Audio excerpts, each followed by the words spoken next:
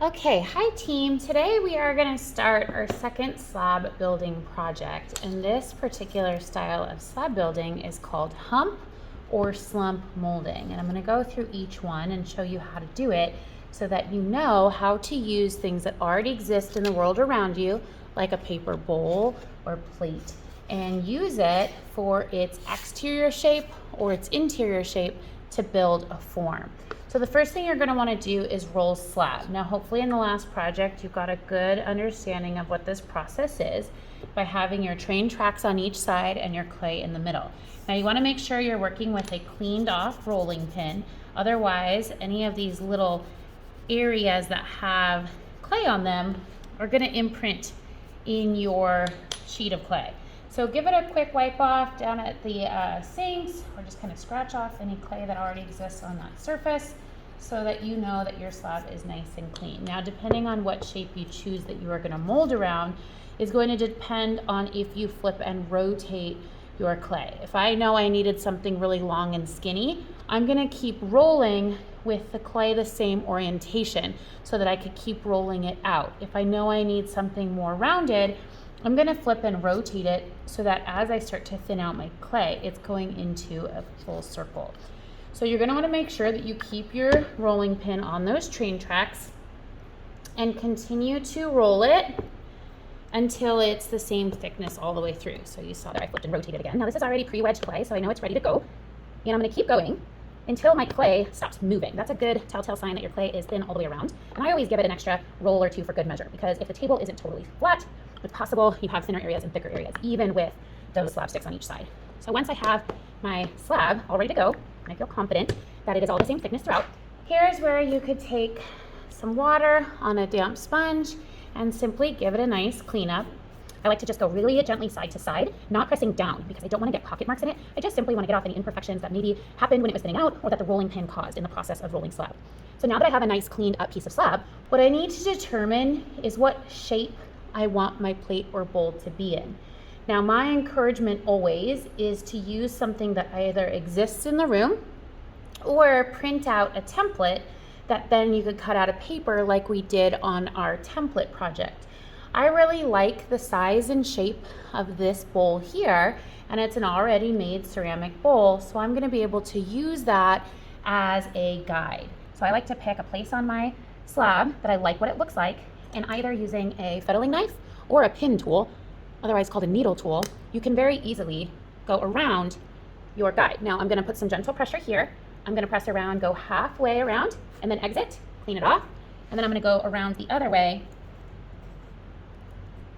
and then once I meet up with itself, exit. This is going to allow the exterior to come off really easily. And you can remove it, put it to the side, use it else. You can see that with a little bit of cleaning up, I have a nice perfect circle. Now keep in mind that if you just freshly rolled it, this clay is going to be really soft and extremely susceptible to indents, markings, imperfections. You want to be really, really gentle with it. No harsh movements, otherwise you're going to get an extreme amount of movement in this clay, and you want to try to keep it as nice as possible. So I always encourage going outside gently with a sponge. You can see how much cleanup you could do on the front end just by using that sponge all the way around these edges. And you'll have additional chances to do some cleanup once it firms up a little bit too. Okay, and at the point that you get your shape cut, whatever shape you're choosing, again, it doesn't have to be a circle. You can print out a star, you could use a different plate or bowl around the room. If you want a specific shape, you get to be the artist and choose. Now is where the hump or slump molding is going to come into play. And you're going to want to do the molding when the clay is really soft. And then once it sets up a little bit, you can remove whatever it is you're using to mold your piece.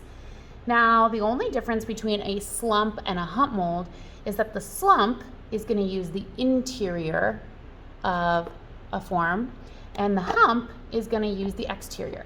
Same process all the way along. I like to think of it like a humpback whale or a camel, where you get the hump. That's humpback. So the goal here is that you're going to use this pre-existing shape to help shape your clay disc here. So what I'm going to do is I'm going to go right on top of it, And I'm going to do my very best by looking all the way around it to determine where that middle is. You can kind of adjust it before you commit and sort of give yourself the understanding of where it might be exactly in the middle. At this point, you want to get your sponge damp, not super wet because you don't want too much moisture to go into the clay.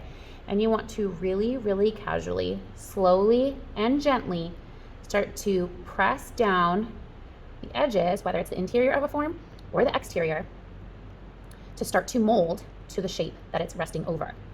Again, if this was a heart or a flower or a star, you would go about it the same way. It does not have to be the same shape that it's living on. All we're using this paper bowl for is a guide to help encourage our clay to take on that shape. So you could see just by a little bit of gentle pressure and patience, what's starting to happen is that clay is now forming around the bowl beneath it. And if you set this up in your locker overnight, covered gently with a plastic bag, by tomorrow, you should have a slightly leather hard piece of clay that you'll be able to remove and do additional cleanup.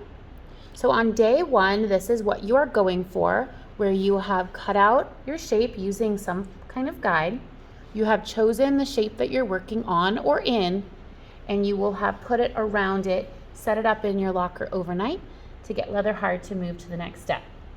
One quick note is if you are using the interior of a shape, slump molding, you're going to want to make sure you know what that material is made out of. If it's something that's not porous, like ceramic, you're going to have some trouble getting it out. So one thing that you could do is you can lay a plastic bag down and in the middle so that once you put your clay in there, you have something to use to pull it up on either side. We also have WD-40 in the room, which sometimes can help create like an oil barrier there. But I would say slump molding is a little bit more challenging only because it's just hard to get out unless you have that plastic bag, or sometimes saran wrap helps to be able to lift it out. So oftentimes I feel like hump molding can be the easier go of it, although you want to be mindful of edges that could possibly cut your clay.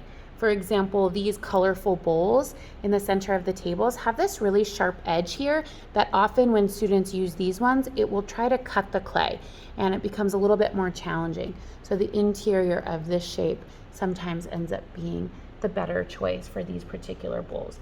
But on the front table, you'll find a handful of different molds, some small plates, some larger plates, and some bowls, or whatever we have available in the studio, and rolling slab. And then hump or slump molding it is going to be your goal for the day. Thank you so much.